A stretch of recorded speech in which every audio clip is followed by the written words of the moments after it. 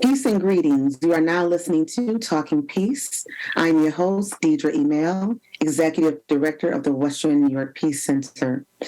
So today we want to talk about joy in motion and healing and the healing of a community. And we have Miss Jacquie Cherry here from the African American Cultural Center, a modern dance director. I hope I got that correct. And we'll have a few other guests joining us shortly. So before we begin, we usually just give a thanks and just acknowledge first our breath. We give thanks for our breath, for our life. We give thanks for the earth. We give thanks for the waters and the waters beneath the earth. And we give thanks for the sky and the birds and the insects that dwell in the sky. We give thanks for the animals, for the plants, for the herbs. We give thanks for all living creatures. We give thanks for the love that still abounds in the world and that will overcome evil.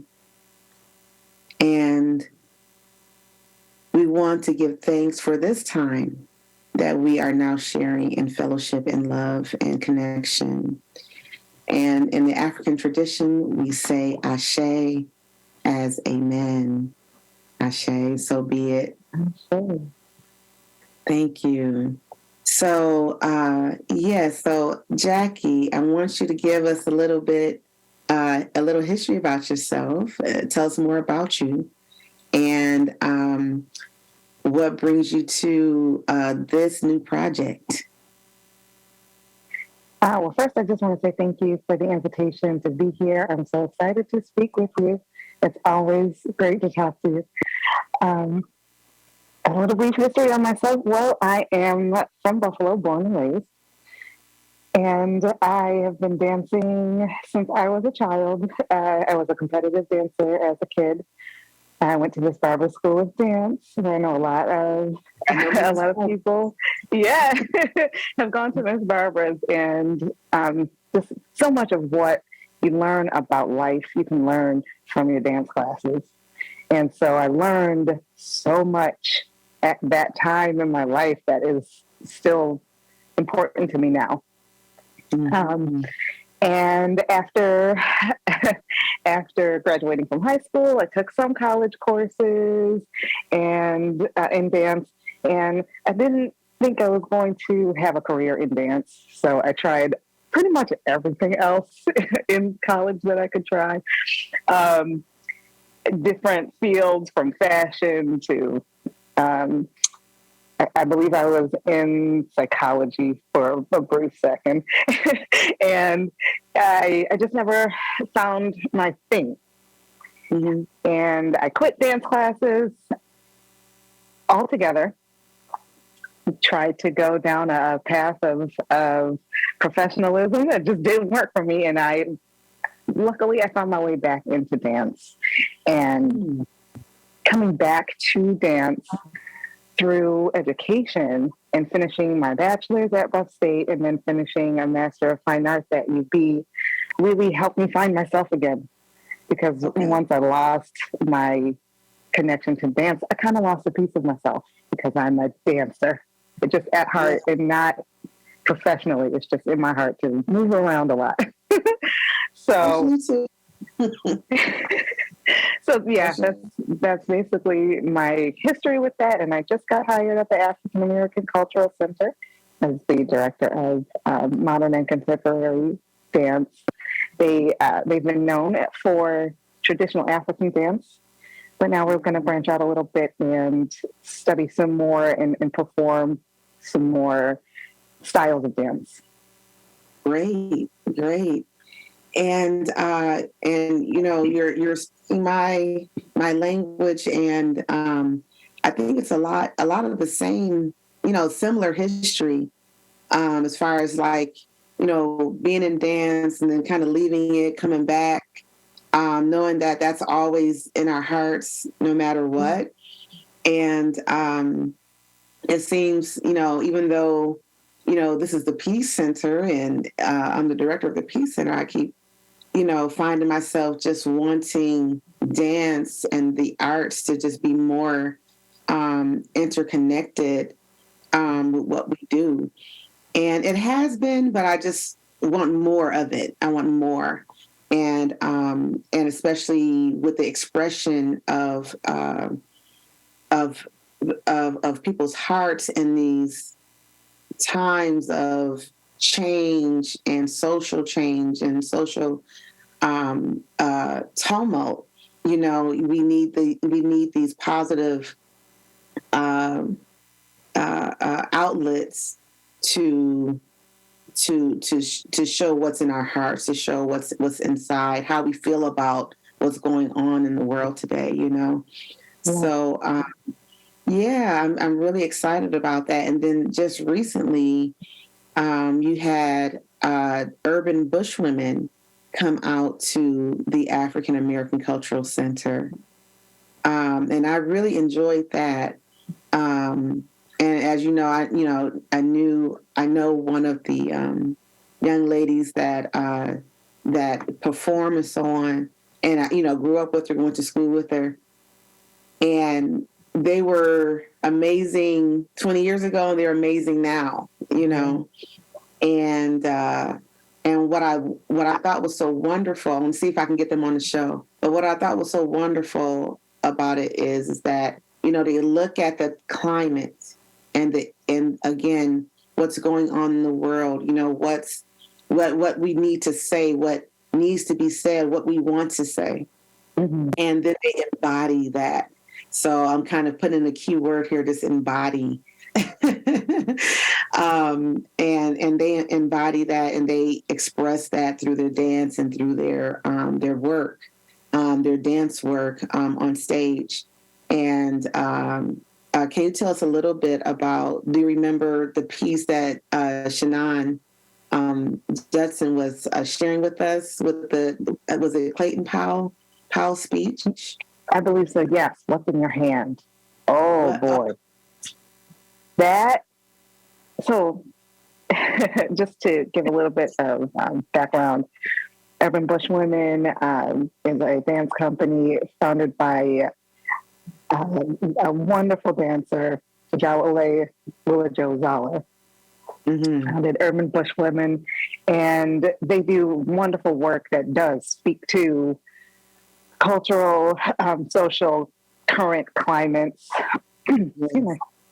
And they take really cool sources of influence and inspiration, and it's just they look at places and they look at things that you might not think to use for inspiration in dance, and so they used this speech, "What's in your hand?" and the whole speech is about use what you have. What you have is all you need to get you through or to succeed, right? Right. And the piece, first she showed us some of the choreography. I think I don't remember what the order was, but she showed us some of the choreography.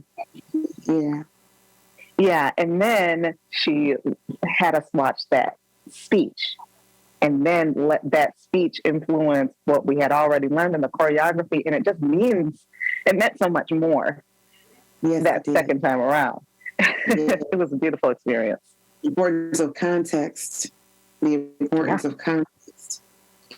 our art, it was just amazing. Just the speech was amazing. I was so moved by that, and I could see, why they were moved, why something was created, from that burst of energy and sincerity from the speech.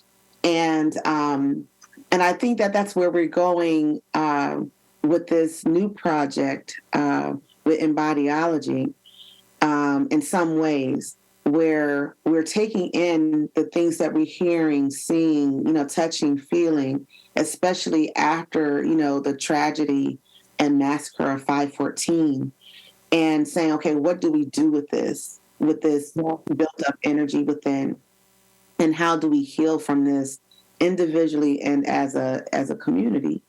Can you express a little bit about how you express more so about the event that's happening right now and how you got involved with that? Oh, okay. After the shooting on May 14th, there's so many wonderful things have come from what we need. That event was tragic and horrific, and I'm glad that we are able to get resolve and resources and try to do things to make things better. And the lovely ladies who came to you, I believe, for Embracing Buffalo, they heard about me and saw some of my work and invited me to participate in some of the programs for Embracing Buffalo. And Dr. Penn, she made a connection between the work that we're doing and, of course, Embodiology, which was founded by Dr. Wray. And I was already very interested in Embodiology, so for her to already know about it and then share our information and share some of what we had done with Embracing Buffalo with Dr. Wray and invite her to come in. Just the whole process of meeting everyone has been really, really wonderful. So now we are currently working with Dr. Wray and the Embodiology team to bring Embodiology to Buffalo. And I want to save the description of Embodiology for Dr. Wray. When she gets here, she'll be able to give you so much more information. Well, I would just read it on the website because it's just like, it's better from, from the Queen's lips than just being read. But from what I gather, she comes from a very ancestral place from within and from, her training and looking at the African diaspora and the very foundation that we see in a lot of whether it's jazz or Dunham technique or Caribbean, Afro-Caribbean, traditional African dance of the multi-rhythms and the soul, the soul connection with the beat of the heart, and the breath. From what I gather, and so she's bringing this out as or she has been teaching this as a form of healing for many communities, for individuals, and groups. So I'm really excited about that. I'm excited about her work here. And yes, so with Embracing Buffalo, that was actually a team of Buffalo and a team from, Center for Mind Body Medicine coming together. We became Embracing Buffalo to work together. And Dr. Penn is a part of that, that initial team. And we were excited, like, okay, what's our next step? It was like, hey, we gotta, we want people to move some more, because in these healing circles, as you came to some of them, and one of our healing circles was at the African American Cultural Center. Dr. Penn and Dr. Sabrina and Jai had us move, had us listen to, music that will, it invoke usually some type of feeling. And some was celebratory, some was meditative, but it was there to move and to move freely. You didn't have to be a dancer. You don't have to be a dancer to do this work and to do this healing work. This is for everybody that has a body. to move and feel the healing of movement.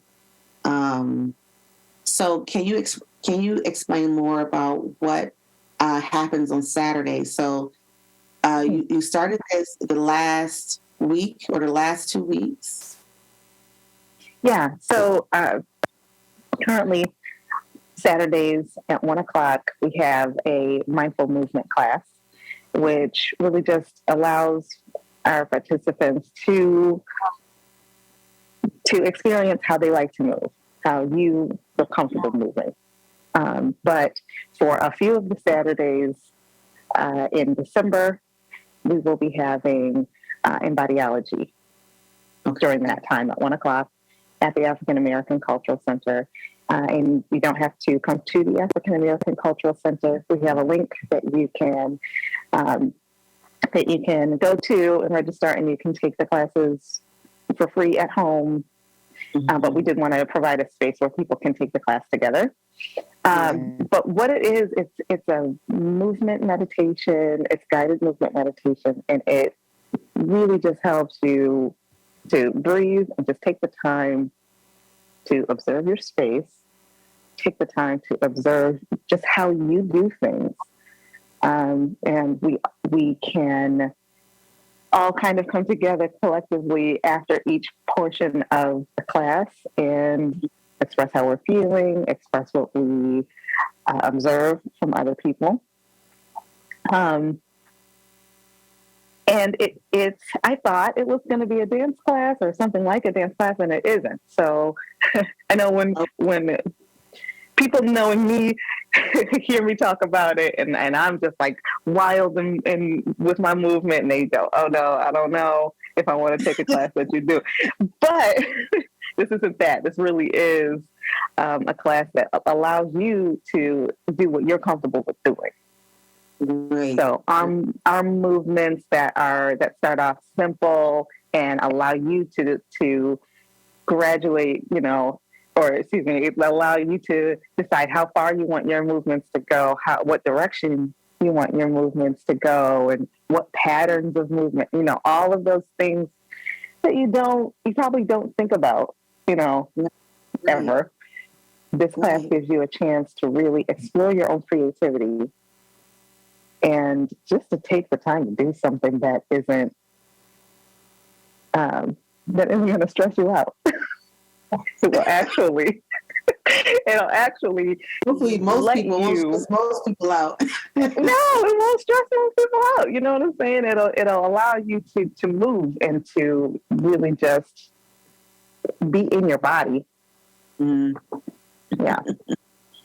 Well, that's great, and that means that everybody can participate. So whether you're disabled, whether you're a young person, older person, what have you, you can, as long as you can move your head, just move. Yeah. If that's what's comfortable, then this class is for you. Okay. Yeah. And I wanted to give a little more information to the audience. So this series is called Joy in Motion of Embodiology. We invite you to join a restorative mind-body movement practice to breathe together and revitalize resilience from the inside out. So make sure you look at our description and tap into the link there. And is that link for the Zoom class or to give more information?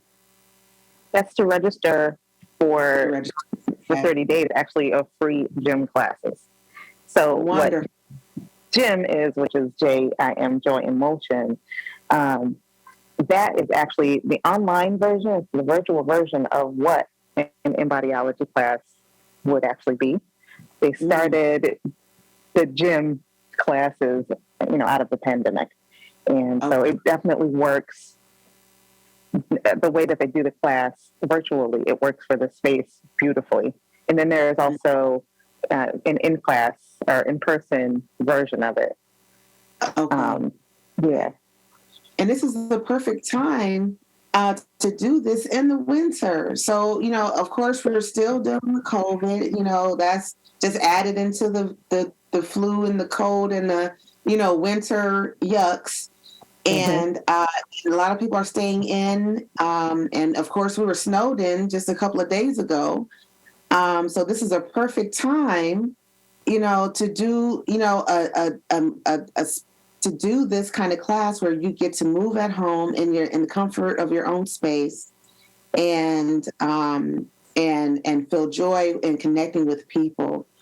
And we would like to welcome Dr. Penn, Carol Penn, and hello, welcome. Thank you. So glad to be here.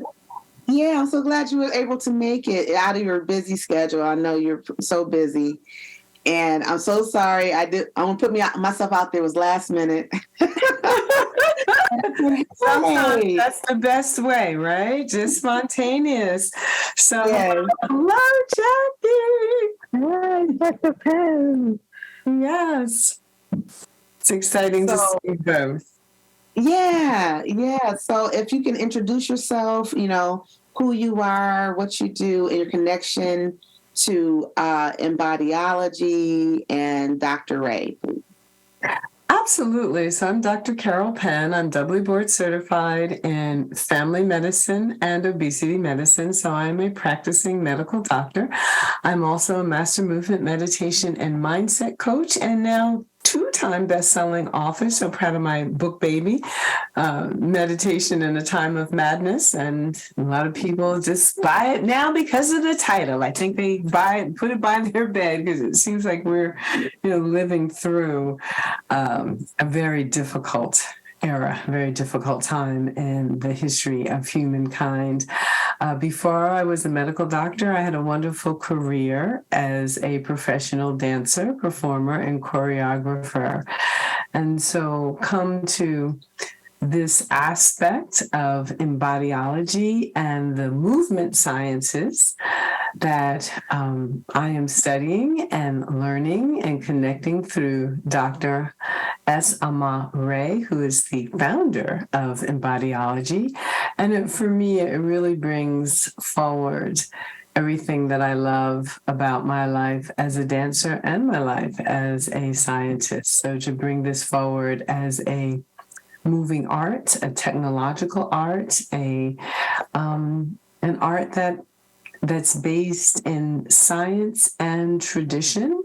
So bringing all those worlds together for me. And because it is centered in the African diaspora, it has deep, authentic meaning to me. I've been dancing since I was 3 years old and can teach many, many forms of dance.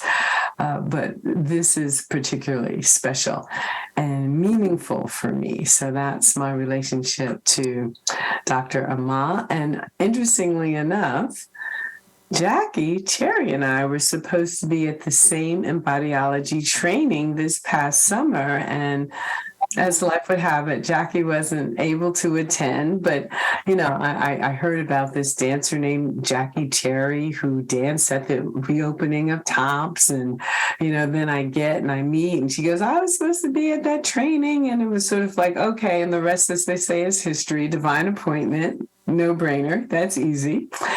And was able to work with Jacquie when I was there with the Embracing Buffalo team in August, and have continued to be able to watch these little seeds grow as we're now doing a 4-part Embodiology offering in the city of Buffalo, live and through the virtual technologies such as Zoom as well. Mm-hmm. Wonderful. So I met Dr. Carol. I met you, Dr. Carol, like you said, through the Embracing Buffalo team. And again, going through these healing circles, it was very important to have a connection with professionals of color that could connect, help us to connect to our own hearts, our souls, our emotions, our minds, without judgment and without reserve. So creating a space for part of that Embracing Buffalo, we were creating space for Black leaders, in the community, and for the, first responders and survivors. But for that time for Black leaders that was, serving, and first responders and so on, that has been a question in the Buffalo community. Do we have, that type of help that, help that looks like us? And so yourself and Dr. Sabrina really brought it. And I was telling my friends, like, you got to come. It's going to be okay. I don't know what kind of space is. I'm not sure if I feel comfortable right now.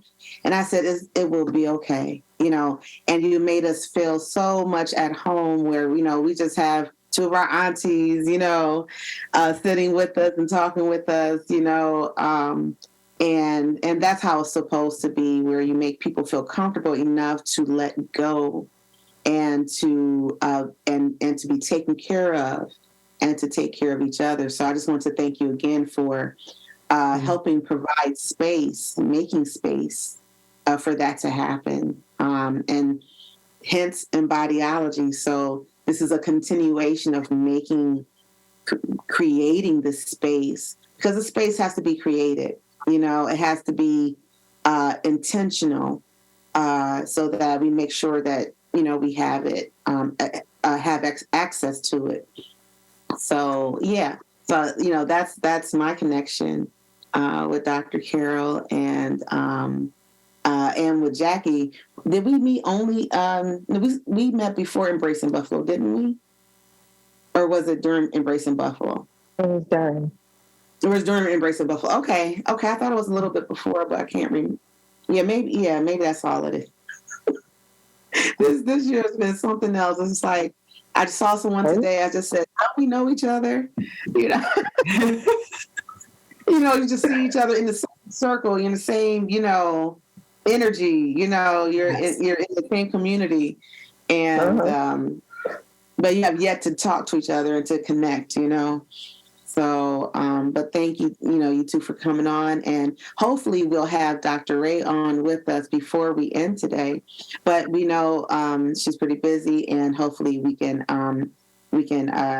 squeeze her in if she has time. So yeah, going back to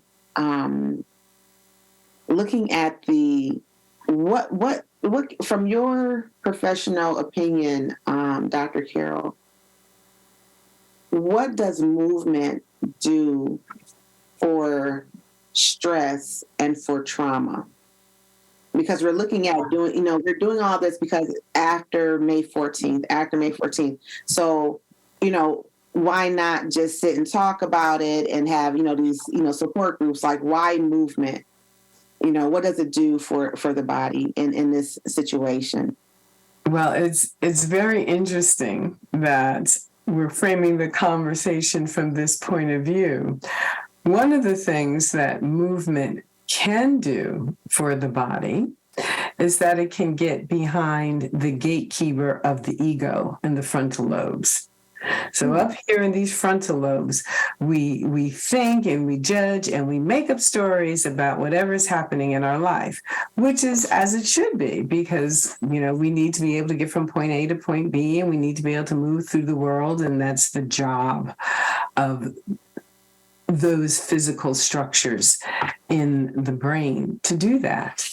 And we can end up creating powerful stories of defense that literally keep us locked in, where we can't even tell the truth to ourselves because we've got it so layered in the ego mind, and so layered in the frontal lobes, which is a protective device. It's a survival mechanism.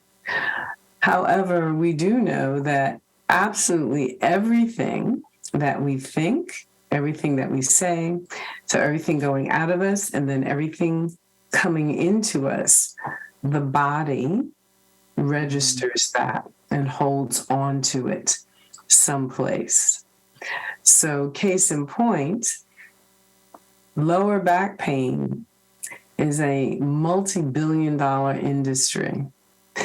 And we can take X-ray after X-ray after X-ray, and the vast majority of those X-rays come back normal.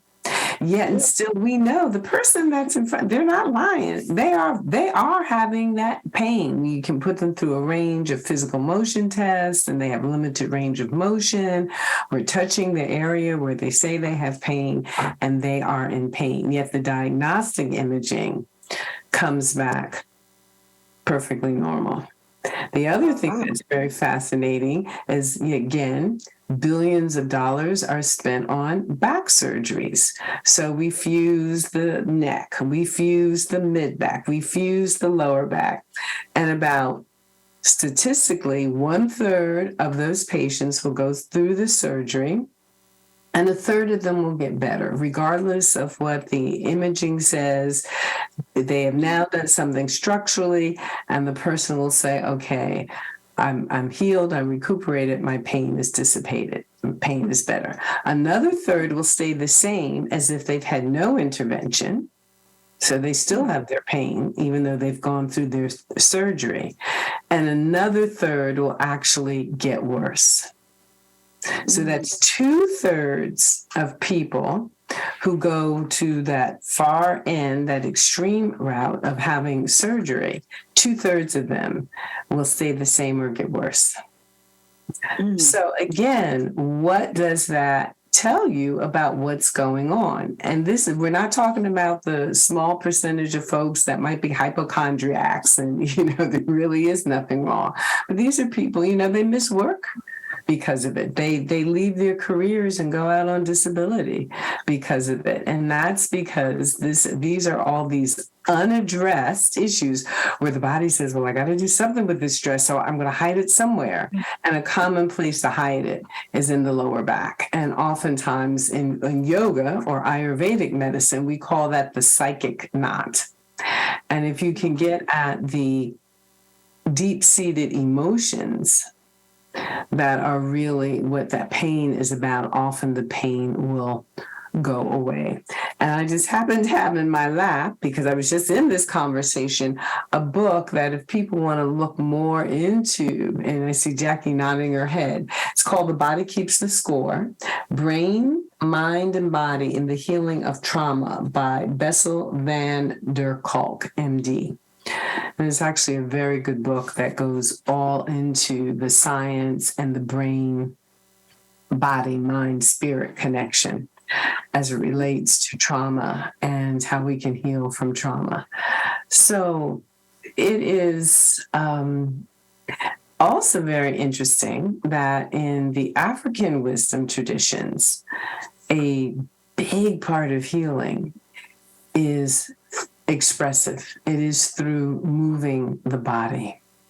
And a lot of phraseology in multiple African languages has to do with asking, like we will say, how are you? They'll say, well, how are you moving today? How is your body expressing itself today? And, meaning that if you're out of rhythm, if you're in pain, then in fact, you aren't well, you aren't in alignment, and that's to be paid attention to. And that is huge when it comes to healing. And I think it's very, very important, particularly to persons of the African diaspora. We're often a kinesthetic people. We're often a multi-rhythmic people. One part of our body could be doing something else and keeping the rhythm, and another part of our body is all in the lyric and the flow. And it's just, we're fascinating to watch physically. And, look at the sports world, look at the performance world. We're, legendary in that. So, this is a long way of answering that question, but there is no true healing for people of the African diaspora without movement. Wow. Wow. because I'm glad that you said that. That's what we were talking about earlier. I didn't say it as quite as eloquent as eloquently as that, but but that the multi rhythms, and the beat of the beat of the drum to me is the same as the beat of the heart, and that connection. While the heart is beating on its own rhythm, we're moving, we're talking, we're like we're already multitasking, but it's all in sync. And how we need that. We need connection to that. So I really appreciate the Embodiology team. Now we have an Embodiology team that is in Buffalo now, helping provide that space to connect with one another and to connect to your breath and this natural movement that we have, and hopefully to release this trauma, to release the stress, to release it from our bodies, because those turn into what, Dr. Carol, turn into back pain you was talking about? What about heart disease? Does it turn into things like that? It absolutely. So it can manifest itself in any number of disease processes. So stress induces inflammation, and inflammation can show up as arthritis. It can show up as hardening of the arteries and coronary artery disease. It can show up as diabetes. It could show up as cancer. It could show up as obesity. You name it, it'll show up in those chronic illnesses that are killing us, that are causing many, many, many people to die prematurely. And now we even see things like colon cancer, which we didn't even screen for that until a person was 50 years old. First screening. Now we've had to drop that initial screening down to 45, and we're probably going to drop it down to 40 because we have just had such a plethora of young people developing colon cancer. Wow. And so what is that about? And what are those levels of stress that the body is carrying that's becoming so inflammatory that it's just this explosion, this plethora of chronic illness across all ages. And then it becomes particularly alarming when you start seeing diseases that, usually, you only see that in this age group or above. Well, when you start seeing it in younger people, you need to pay attention. Even this proliferation of RSV, or respiratory syncytial virus, that's going around. Well, that's something that I studied in medical school, and you do see it in the colder months, and you do tend to see it in young children in the colder months. And I'm talking January, February. Never before have we seen it in such numbers so early in the year and in so many kids that the pediatric departments all across the country have become overwhelmed. And the other thing now, older adults are more vulnerable to getting RSV as well, population 65 and older. And we're seeing it in unprecedented numbers in adults, and adults younger than 65 as well. Annually, RSV kills about 14,000 adults a year. And it's just a quiet little statistic that, most people don't know, but it is one of the winter viruses that kills about 14,000 adults every year. So, what's going on? What is going on? Help with that. Even with respiratory diseases, how can movement help with that? Well, one of the things is our lungs function because they move. The actual structure in our lungs that allows for air movement looks like a grape, and they're called alveoli. They're grape-like sacs. And it's these grapes that inflate and contract that carry the air. So it's really fascinating. So there's the container in the shape of the lungs themselves, and then the lungs are filled with these grape-like structures. And one of the things, if you're hospitalized or even at home in bed sick and you're lying down all the time, you become much more vulnerable to pneumonia because you're crushing these little grape-like sacs, and they're not expanding and moving the way they're supposed to expand and move with every breath. So even the act of making sure a person who is bedridden for any reason, even, in bed for a few days with a cold, you get them sitting up. You want them changing positions. In other words, you want them moving. So something as vitally important to your ability to live, your lungs, are able to do what they need to do. The lungs themselves are moving, and the alveoli, the grape-like structures inside the lungs, which are actually what carries your oxygen and where the oxygen takes place deep in the capillary beds that line them, are actually able to move. So I would say, hence, again, going back to the embodiology classes, because from what I see, it's a lot of deep breath work, at least in the beginning. You're practicing moving your lungs probably more, or in a way that we are not used to, in order to get the most out of our oxygen, and air. Am I correct? That's absolutely correct. And the other thing that's really, and again, I don't know how, in ancient wisdom traditions, these people were brilliant. They had so much of this figured out. So in particularly like in Western African culture, you see the breath, you see the movement, you see the expansion of the arms. Whenever we lift our arms, that also further expands our lungs. So dynamic, so important to life. In Ayurvedic medicine, with the different breathing practices that come out of ancient India, again, this emphasis on, getting the breath deep into the body, having the full excursion of the lungs. And then out of Chinese medicine, the lungs are where we balance grief and empathy. So the lungs are where we carry our grief in our bodies, but it's also where we carry our empathy. And so to be able to cultivate that with the breath, the balancing of that, those emotions, both of those emotions are very important to the quality of life, for what it means to be human.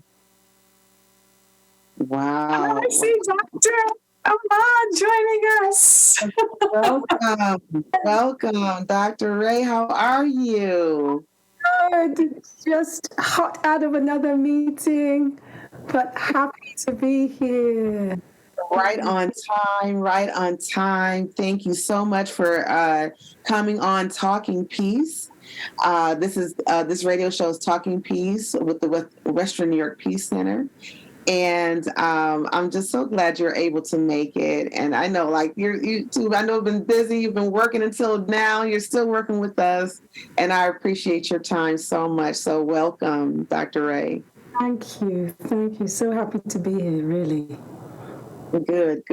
So, yes, can you introduce yourself and how you began Embodiology, and what you hope that it will do for the people of Buffalo? And of course, you have other communities on Zoom as well. What do you hope, for Embodiology to do for them?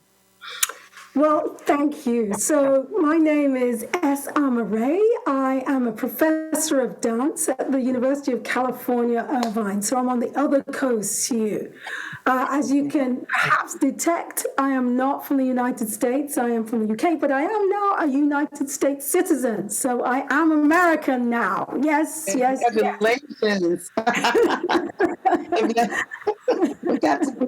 And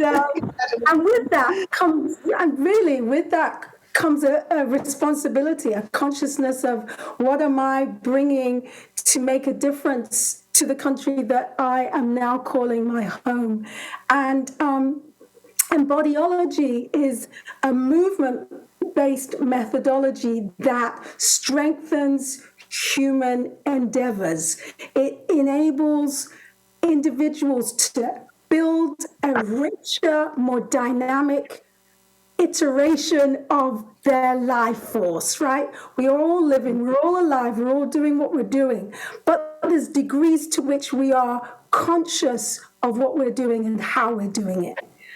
And Embodiology is a practice that brings together ways in which people of African descent have always understood community, have always understood how we interact in spaces where we use music and movement as a mode of communication. And so what I've done is been able to isolate and identify what those structures are that are within our movement and music practices that have actually given us all of the resilience that we have as peoples. We may think of our resilience as spiritual and invested through a spiritual practice that we may undertake, and that is part of it, but it actually comes from our physical lived sensibility of being in the world as a living, breathing entity. And Embodiology takes time for us firstly to slow down and reconnect with our senses. We go through the world in a hurry to just get the thing done, what we need done. And we lose connection with what it is that we are feeling that's connected to our sensory body.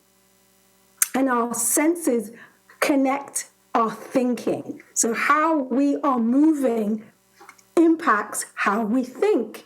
And we've been seduced to believe that thinking is something that happens only in our heads.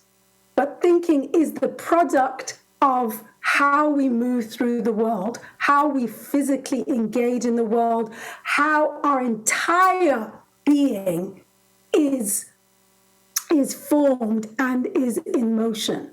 So how the quality through which you move impacts how you think and impacts the possibility or the lack of possibility. So when we're talking about change within a community, we're talking about agency, self-efficacy, collaboration. How do you do those things together when you've been socialized and the environment around you has given you the idea that you are an independent soul, a soul entity, that only what you do matters, when in fact in order to move things effectively, not only do we have to work as groups, but we get things done. We are able to flourish. We are able to be energized and magnify possibility when we are engaged as a dynamic group. We are because there is another, not because I independently exist. That is not an understanding of what human life is for. We are here in cohabitation and in collaboration with others. And so in Embodiology, we remove language to begin with. So we're not using words. We're using movement, we're using rhythm, we're using interaction. Words and language come into the process later on, but we really start with this place of engaging breath, rhythm, and connection. Wonderful, absolutely wonderful. And it's interesting you say, as far as this togetherness. So can a person do or participate in an embodiology classes without being connected on Zoom or in person? Like, can they, deal with some of these principles on their own, or should they always try to connect with someone else? Yes, they can, because part of what we're doing is awakening our senses. As I was mentioning earlier, we walk around pretty much dulled and only responding to certain types of stimuli. And we're much more sophisticated human beings that can be awoken to the power, the beauty, the essence when we slow down. So we take in this process of slowing down and engaging our senses in a dedicated way. And this is a practice that you can do by yourself, a process of noticing and creating layers of awareness. And that is part of the practice and something that we actually guide participants to do. And then suddenly we notice that the world isn't as dull or unidimensional, that it's much more dimensional, has much more possibility, there's much more color, there's much more opportunity, right? So we start to be able to scale difference and shift with, again, very in the beginning, quite intentionally slowed down connection with our sensing sets, our sets of our senses, and even open our imagination, right? For things to change, we have to imagine different. Somebody, also we have to remember that somebody imagined things being just the way they are in order for us to land here. That was the product of other people's imagination. So in order to shift things, we have to also connect with our imagination as a real sense, just like I can touch this bottle, but I can open my imagination and I can dwell there and imagine the change that I want to be part of shaping. And that is a set of skills that we have to enliven and awaken and practice. Wow, I think that's one of the keys that you mentioned as we're coming to a close, that at the end of this journey, which is still a journey, it's not necessarily the end, but after these 4 weeks, or weeks in December with the Embodiology team, we want our community to be alive and awakened to a new vision. We want to connect. Is that what you're trying to do? Making sure that we kind of, like, we've been through this tragedy, we've been through this horror, instead of sitting in it, as Dr. Carol was talking about, and creating more disease because of our trauma. Now we're releasing and starting to create new vision for our community. Yes, we are planning our program in Buffalo. So we'll be coming in 2023 to work with Jacquie Lynn at the African American Cultural Center to build a program there, which will lead to the community having access to this social cohesion technology, and leaders such as Jacqueline to really learn and understand this methodology, to then be able to teach it and build it out into the community. So my hope, and I can very much touch it and feel it, because this work, it impacts, it's consistent. So it's not a speculation here. And in the sense that we will be supporting the community to nurture its own teachers, its own practitioners, so that the work can then ripple out. And for Buffalo to be a beacon in the United States for transformation, and that Embodiology will be part of that transformational piece and that story that we will tell the rest of the world.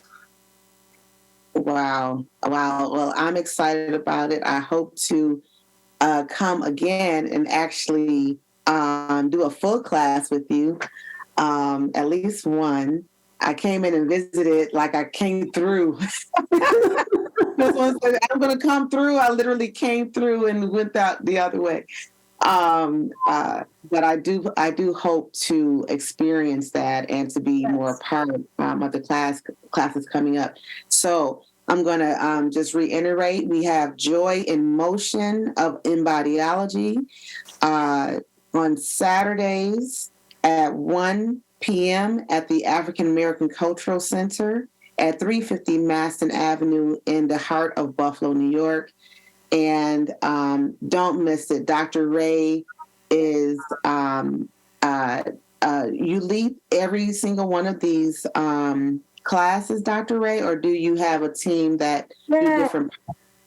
So I have a team of teachers that are in the throes of matriculating and so excited. They will also be teaching some of the classes. In Buffalo, I'll be teaching, I'll be there, and very much part of the detail of developing the structures. Dr. Carol Penn will also be there and be part of that as well. So I think the important thing is to say that this work generates a lot of energy and joy and possibility. Yeah. Wonderful. Yeah. Wonderful. And for more information, Jacquie, can you give us the website for more information? Yes, actually, you can certainly go to embodiology.com.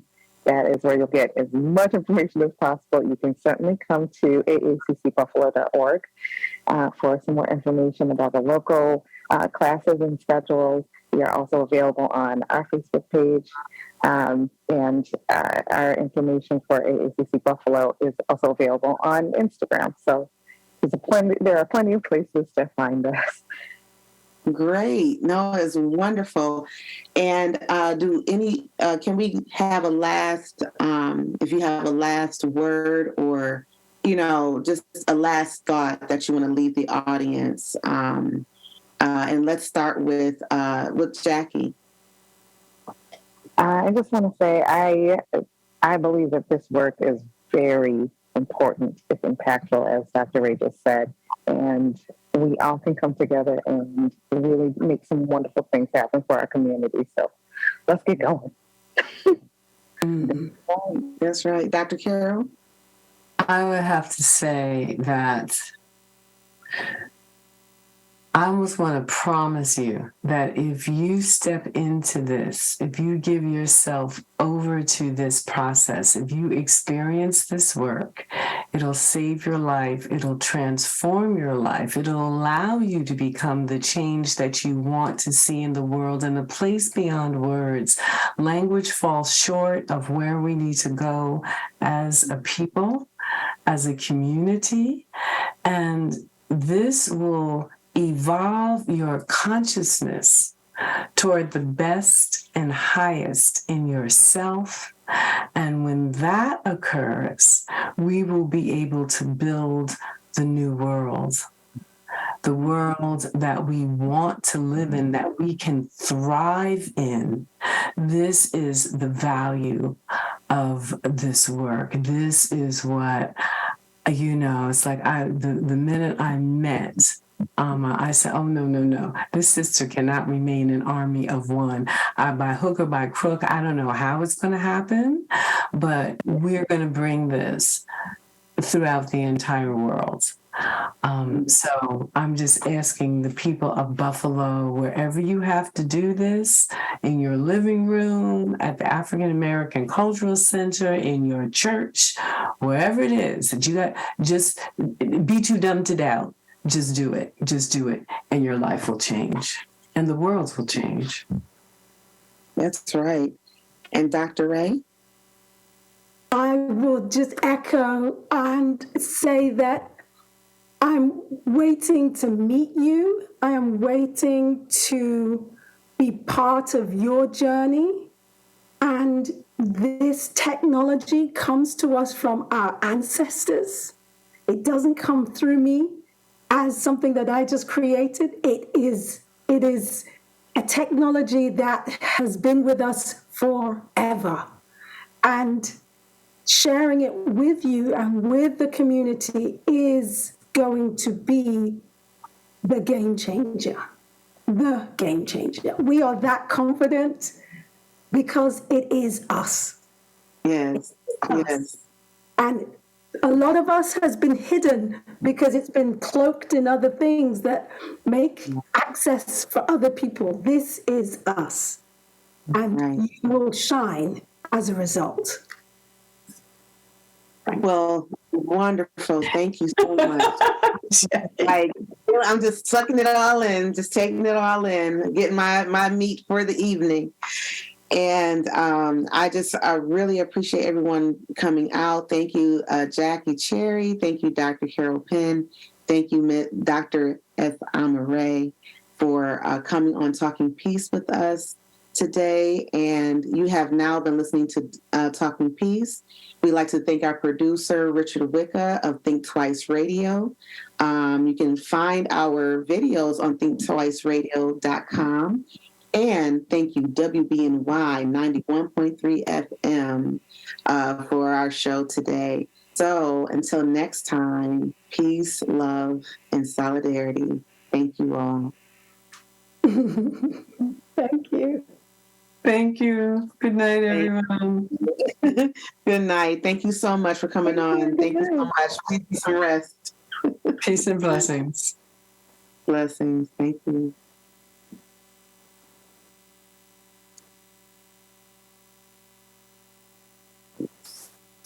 Okay, so thank you all for listening to Talking Peace, and we'll talk to you soon.